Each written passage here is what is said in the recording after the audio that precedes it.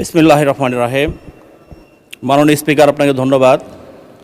আমি সর্বপ্রথম আল্লাহ রাব্বুল আলামিনের কাছে দোয়া চাচ্ছি আমাদের মরহুমা দিলারা হাফিজের জন্য, আল্লাহ রাব্বুল আলামিন যাতে জান্নাতের সর্বোচ্চ মর্যাদা দান করেন।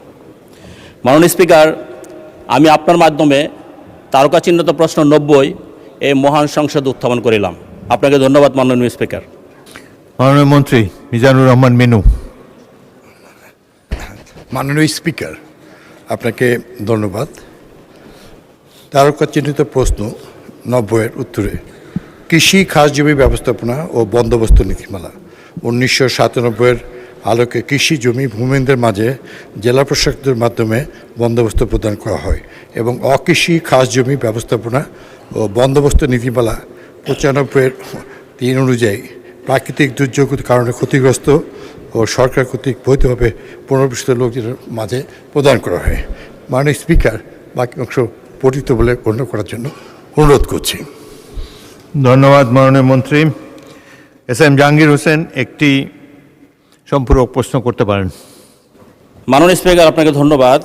মাননীয় স্পিকার, ঢাকা 18 উত্তরখান, দক্ষিণখান, তুরাগ এবং খিলক্ষেত একটি জনবহুল এলাকা। আমি মন্ত্রী মহোদয়ের কাছে জানতে চাই, ঢাকা 18 সনের জনসংখ্যার তুলনায় কবরস্থানের পরিমাণ অপ্রতুল। অন্যদিকে এলাকায় থাকা খাট জমি জনকল্যাণে কতটুকু কার্যকরভাবে ব্যবহার হচ্ছে তা নিয়ে প্রশ্ন রয়েছে। তা আমি মাননীয় মন্ত্রী, ভূমি মন্ত্রণালয়ের মন্ত্রীর কাছে জানতে চাই, এই খাট জমি চিহ্নিত করে কবরস্থান বা ঈদগাহ হিসাবে বরাদ্দ দেওয়ার কোনো উদ্যোগ নেওয়া হয়েছে কিনা, হয়ে থাকলে কবে নাগাদ এই বিষয়ে কার্যকর পদক্ষেপ নেওয়া হবে। মাননীয় স্পিকার, মানুষের শেষ ঠিকানা নিশ্চয়তা দেওয়া রাষ্ট্রের দায়িত্ব। আমি সেই জন্য এই কবরস্থানের জন্য এবং ঈদগাহের জন্য সেখানে এই খাট জমি বরাদ্দ দেওয়ার জন্য অনুরোধ করছি। মাননীয় স্পিকার, আপনাকে ধন্যবাদ। মাননীয় মন্ত্রী। মাননীয় স্পিকার, মাননীয় সংসদ সদস্যকে আমি অনুরোধ করব যে মন্ত্রণালয়ে একটি পত্র দেওয়ার জন্য।